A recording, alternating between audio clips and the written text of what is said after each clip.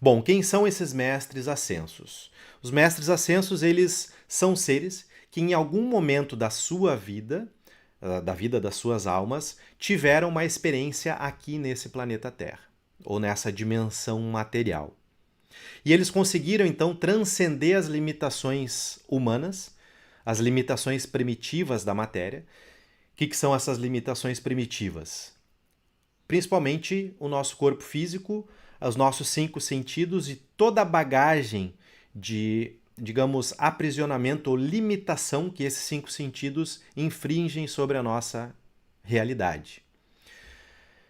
Esses seres, então, eles conseguiram transcender essas limitações e experienciar a vida através de uma outra sensibilidade, uma outra percepção, que é a caminhada, por exemplo, dos mundos orientais, é a caminhada dentro do yoga, do taoísmo, que a gente tenta fazer durante a nossa experiência de vida. Transcender a fisicalidade, romper as limitações mentais, romper a carga de limitação que a nossa reatividade emocional, né, tem na nossa vida, para que o espírito possa se manifestar. Quando o espírito se manifesta, a nossa vida se transforma. A gente consegue perceber a realidade de uma forma diferente. Mas o que eles nos ensinam? A consciência dos mestres ascensionados nos ensinam a vir para a matéria, iniciar na matéria. Enquanto nós estamos vivos nessa matéria, essa é a experiência que a gente precisa ter como base. Não quer dizer que a gente precise ficar preso na matéria, mas ela é a nossa base, é a nossa âncora.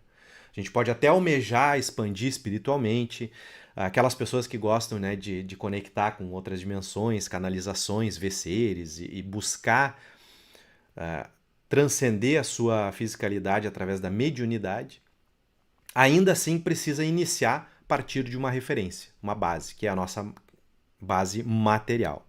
E esses mestres ascensos, então, eles transcenderam isso e mostraram o caminho para nós.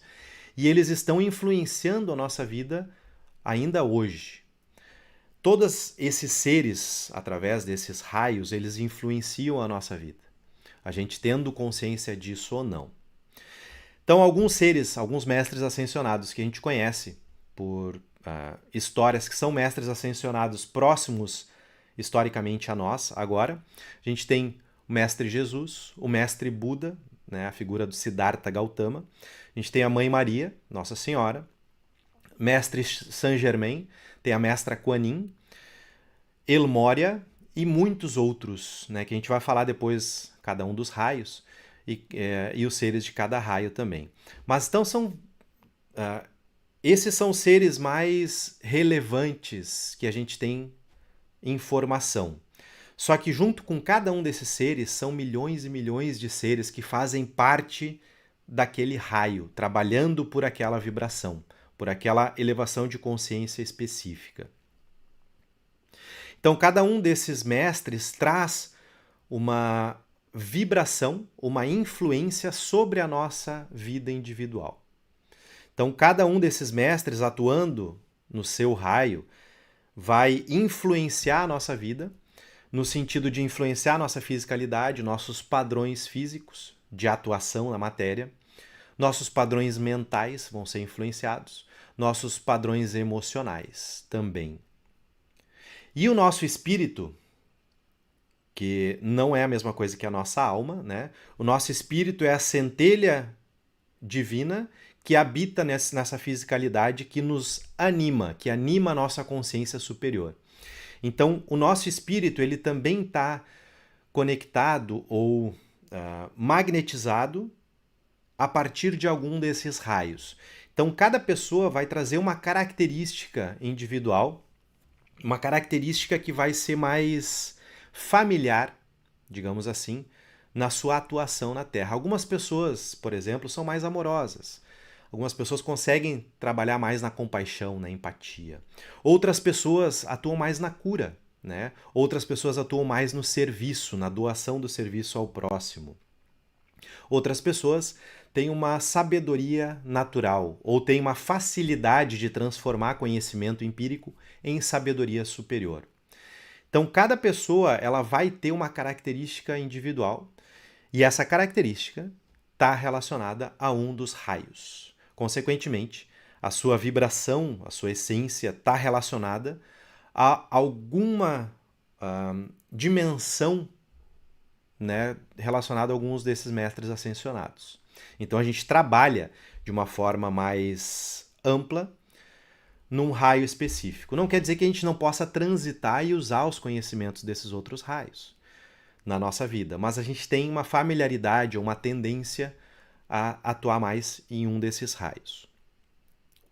Como é que se é escolhido então isso, né? Se acredita no mundo esotérico, se acredita na reencarnação. Então, em cada encarnação, cada vez que a nossa alma vem para essa experiência na matéria, através de um corpo,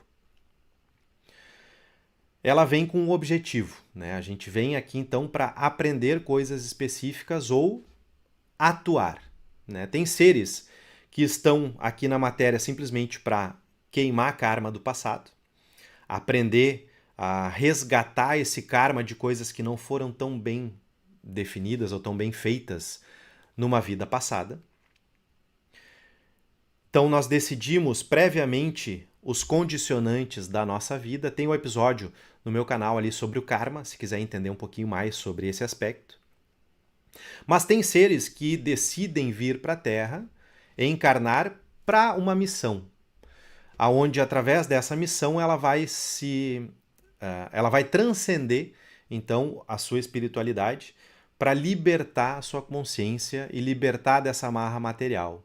Então a gente vem para esses seres vêm para atuar na matéria e na evolução dos outros, né? Consequentemente, ajudando a si mesmo a evoluir, né? É importante entender que cada um de nós, a cada encarnação, vive uma vida individual. Nós somos uma centelha individual que está fazendo um retorno para a fonte original, né? Então, essa alma que habita em nós, ela é uma representação ou uma fragmentação do todo, uma fragmentação dessa alma ou fonte original, que no hinduísmo é chamado de Brahman, né? No hermetismo é chamado de o todo, a mente cósmica.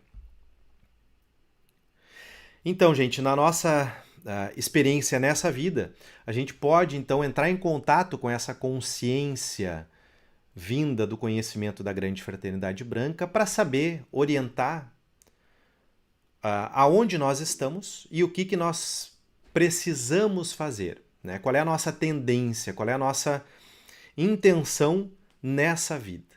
Então, fazer uma avaliação da sua própria caminhada, fazer uma avaliação da sua própria vida, ela é bastante relevante para nos orientar, para encontrar a nossa bússola interna. E a gente sabe que muitas vezes é bastante desafiador encontrar essa verdade e aceitar essa verdade. Porque quando nós nos deparamos nessa caminhada com a nossa verdade, a gente precisa necessariamente deixar coisas para trás, desapegar do passado. E para desapegar do passado requer coragem, requer uma libertação, né? Uma libertação do passado, aceitando tudo que aconteceu, para a partir desse desapego, aceitar tudo o que vai acontecer daqui para frente. Aceitar a nossa caminhada individual.